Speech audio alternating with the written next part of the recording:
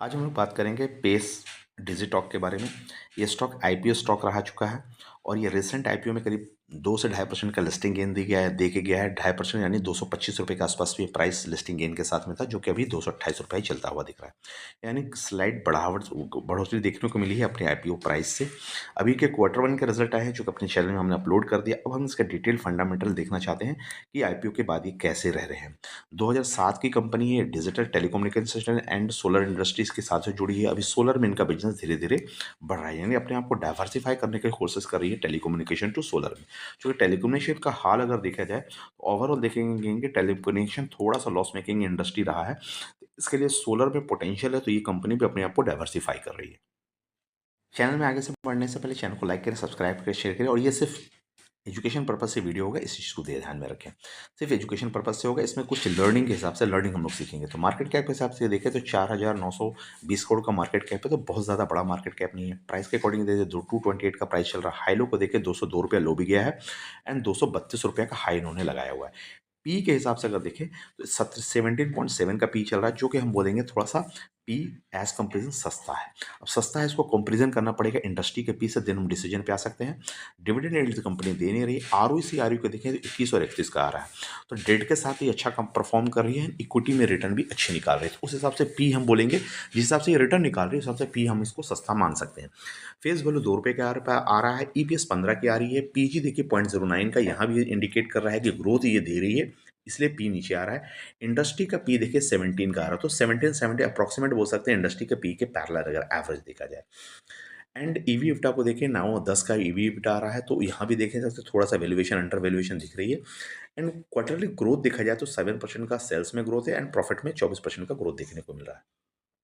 Current and quick ratio balance rate का हाल देखें तो बेहतर दिख रहा है, 1.63 और 1.72 दिख रहा है। इंटरेस्ट कवरेज रेशियो भी 4 के आसपास दिख रहा है, तो इंटरेस्ट में भी कोई इशू नहीं है।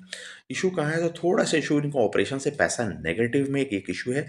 मल्टी बैगर होने के लिए या फिर इसको अच्छे अच्छे स्टॉक के लिस्ट में जाने के लिए इनको लिमिटेशन के तौर पे आप देख सकते हैं। 176 करोड़ का ये ऑपरेशन से पैसा नेगेटिव में ला रही है, पैसा नहीं ला पा रही है एंड नेट प्रॉफिट आप 279 करोड़ के दिखा रहे हैं। डेट क्या है, कंपनी की हालत अभी डेट के हिसाब से ठीक ठाक है। 0.14 का डेट इनके ऊपर देखने को मिल रहा है। कंपनी के प्रोज एंड कॉन्स को देखें तो डेट को रिड्यूस किया है। आरओसी आरओई बेहतर दिख रहा है, देखने को मिल रहा है। आरओई 3 साल में 31% का मेंटेन किया है, तो एक अच्छी चीज़ है। एंड कंपनी का हाई डेबिटर डे है, यानी 276 का डेबिटर डे है, यही कारण से पैसा ऑपरेशन से लाने में इनको लेट हो रहा है। And cost of the borrowing seem high, यानी जो कॉस्ट ले रही है उसकी थोड़ी सी कॉस्टिंग इनको हाई पड़ रहा है। एंड वर्किंग कैपिटल डे भी आपका 53 से 113 दिन गया है, तो वर्किंग कैपिटल डे भी नीचे गया है। यानी यूँ बोला जाता है पैसा इनको लेट आता हुआ दिख रहा है। इसलिए टेलीकम्युनिकेशन में पैसा थोड़ा हर किसी का फंसा है, इसलिए इस सेक्टर में उस हिसाब से प्रेशर के माम के बारे में आप मान सकते हैं। लेकिन डाइवर्सिफिकेशन अगर कंपनी जा रही है, सोलर सेक्टर पे जा रही है, तो उनको रेवेन्यू जल्दी जल्दी आता हुआ देखने को मिल सकता है नियर फ्यूचर टर्म में।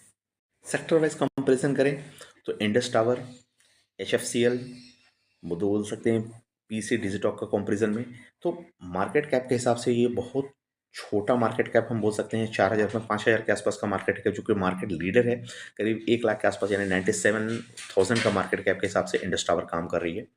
उस हिसाब से देख सकते हैं। पी के अकॉर्डिंग देख रहे हैं 17 का आ रहा है कि अब इंडस टावर का पी 10 का है, तो वहाँ के हिसाब से तो मार्केट लीडर का पी बहुत कम देख रहे हैं। HFCL का पी 402 का भी देख सकते हैं आप उस हिसाब से। एंड पीजी देखिए आपका इंडस टावर का 0.62 का है, यहाँ पीजी 0.09 का है। ROE 31 का निकाल रही है, इंडस टावर भी 32 का ROE निकाल रही है, तो ROE निकालने में इंडस टावर भी बेहतर दिख रहा है as comparison. Debt to equity 0.14 का है, लेकिन टेलीकम्युनिकेशन और बाकी सबों में देखिए तो डेट ज़्यादा है। 0.65 का डेट टू इक्विटी निकल करके आ रहा है। प्राइस टू बुक के हिसाब से आपको डिटेल नहीं है। ग्रोथ पोटेंशियल देखे सेल में, तो सेल में डिजिटॉक का सेल्स ग्रोथ कम है, 0.18 का ग्रोथ दिख रहा है, 0.18% का। और सभी में ग्रोथ अगर देखा जाए तो ऑन एन एवरेज 10% का ग्रोथ इंडस्ट्री के ऊपर आता हुआ दिख रहा है। डिविडेंड यील्ड को देखें तो डिविडेंड नहीं दे रही है। सेल्स को देखा जाए तो करीब करीब 2438 करोड़ का सेल्स कर रही है, यानी कौन से मार्केट कैप से आधा सेल्स कर रही है। यानी to market cap to sale अगर देखा जाए तो 2 का निकलते हुआ है आता हुआ दिख सकता है। अब यहाँ देखें ROC को देखें तो 41 का ROC आ रहा है, कि ROC थोड़ा सा अच्छा निकाल रही है कंपनी। एंड ईवी इप्टा 9 और 10 का अर्थ दिख रहा है। Cash flow from the operation से नेगेटिव में 173 करोड़ है। मार्केट का एवरेज देखा जाए तो 42 का करोड़ का पॉजिटिव है कैश फ्लो। एंड अगर अर्निंग को देखा जाए, प्रॉफिट देखा जाए 12 मंथ में, तो प्रॉफिट देखिए 279 करोड़ का निकाल रही है मार्केट उसके हिसाब से जो है कंपैरिजन में जो पेयर है, और इसमें करीब एवरेज देखा जाए उसका कहते 81 करोड़ का प्रॉफिट निकाला, उस हिसाब से ही ऊपर देखने को मिल रहा है। सेल्स को देखें, जो अभी क्वार्टरली रिजल्ट Q1 के आए हैं जुलाई 2025 के, जून 2025 के, उसके हिसाब से सेल्स देखिए आपको थोड़ा सा कंसिस्टेंट लास्ट क्वार्टर से गिरा है, लेकिन ईयर टू ईयर में थोड़ा बढ़ता हुआ देखने को। ऑपरेटिंग प्रॉफिट मार्जिन देखिए 22 का है, 28 का है, 10, तो फ्लक्चुएटिंग तो थोड़ा सा हुआ है, लेकिन क्वार्टर ईयर टू ईयर में थोड़ा सा दबाव है, क्वार्टर टू क्वार्टर में थोड़ा सा मार्जिन ठीक ठाक इंप्रूव होते हुए दिखे हैं। अब नेट प्रॉफिट पॉजिटिव में आता हुआ देखने को मिल रहा है। बैलेंस शीट को देखें तो इक्विटी के बाद रिजर्व इनके बढ़ते हुए देखें, 1134 करोड़ के रिजर्व बढ़े हैं। वहाँ पे अगर बोरोइंग देखा जाए तो 162 करोड़ की बोरोइंग है, उस हिसाब से ठीक ठाक रिजर्व एंड बोरोइंग का कॉम्बिनेशन देखने को मिला। लाइबिलिटी, अदर लाइबिलिटी 1318 करोड़ की दिख रही है, जो कि लाइबिलिटी साल दर साल में बढ़ता हुआ दिखा है। अगर एसेट की बात करें तो एसेट में हमारा फिक्स एसेट 149 करोड़ का हुआ, एसेट धीरे धीरे बढ़ता हुआ दिखा, 139 और 146 करोड़ के तक के गया हुआ है। एंड अदर एसेट को हिसाब से देखें तो अदर एसेट भी हमारा करीब 2100 से 2400 करोड़ जाता हुआ देखने को मिला है। कैश फ्लो स्टेटमेंट में नजर आ रहा है, नेट कैश फ्लो भी नेगेटिव है, थोड़ा यहाँ पे कंसर्न देखने को मिल सकता है, जबकि लास्ट ईयर मार्च 24 में नेट कैश फ्लो 85 करोड़ का पॉजिटिव था। एंड ऑपरेशन से पैसा अगर पॉजिटिव में आएगा, हमारा आ रहा था तो मार्च 2024 में 214 करोड़ का। अभी क्या हो रहा है, अभी 176 करोड़ रुपया ऑपरेशन से पैसा नेगेटिव में आ रहा है, यानी ऑपरेटिंग कैश फ्लो नेगेटिव में, तो थोड़ा सा कंसर्न इस कैश फ्लो के हिसाब से बिजनेस को देखने को मिल रहा है। आईपीओ के बाद से हमारा होल्डिंग पैटर्न किस तरह से आ रहा है, तो देखेंगे प्रमोटर 69% 69.5% है, एफ आई 4.89% है, डी आई 4.96% है, एंड पब्लिक 20.65% है। तो होल्डिंग पैटर्न तो ठीक ठाक दिख रहे हैं, जिसमें एफ आई और डी का भी एंट्री है, एंड पब्लिक होल्डिंग भी 20% के आसपास है। एंड प्रमोटर देखेंगे तो 75 से नीचे गया हुआ है, तो अब इनका डायल्यूशन के चांसेस थोड़े से कम बनते हैं, चूंकि 75% स्टेक ऑलरेडी इन्होंने सेल कर चुके हैं। देखेंगे कि ये स्टॉक टेलीकम्युनिकेशन से, लेकिन इनको एक जो बहुत बड़ा ऑर्डर मिला है 1159 करोड़ का, वो करीब करीब करीब इसको मिलने को देखने को मिला है मेगावाट में, यानी ये बोले तो सोलर पे देखने को मिला है। 11 से 13 महीने का ऑर्डर है, ये supply order, operation and maintenance है, दिन 10 साल का मेंटेनेंस है।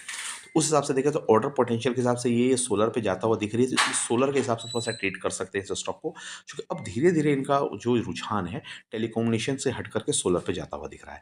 तो उस हिसाब से ये डिजिटॉक काम करता हुआ दिख रहा है, और ये ऑर्डर बड़े हैं। अगर देखा जाए जिस हिसाब से मार्केट कैप है, मार्केट कैप का 125% के आसपास का ऑर्डर मिलता हुआ देखने को मिला, और सेल के हिसाब से देखें तो 50% का जो सेल्स है उसके हिसाब से ये ऑर्डर है। और उसको 11 मंथ में ऑपरेशन मेंटेनेंस भले 10 साल का हो, लेकिन 11 मंथ में इनको सप्लाई को एग्जीक्यूट करना है, तो वहाँ पे पैसा आता हुआ देखने को मिल सकता है। तो आज के ट्रेडिंग सेशनों में ये स्टॉक में नज़र बना के चल सकते हैं इस न्यूज़ के अकॉर्डिंग। बाकी बात ओवरऑल फंडामेंटल्स के ठीक ठाक दिखते हैं, डिसेंट सा दिखता है, और एंड रिन्यूएबल एनर्जी की तरफ से जो शिफ्ट हो रहा है इनका व्यू, तो थोड़ा सा डिजिटॉक टेलीकम्युनिकेशन एंड रिन्यूएबल एनर्जी का कॉम्बो देखने को मिल रहा है। थैंक यू फ्रेंड्स, आपको एनालिसिस कैसा लगा कमेंट्स में जरूर बताएं, और कोई डीप एनालिसिस के लिए कमेंट्स में स्टॉक का नाम लिख सकते हैं। थैंक यू, मिलता है अगले वीडियो में, तब तक के लिए बाय बाय।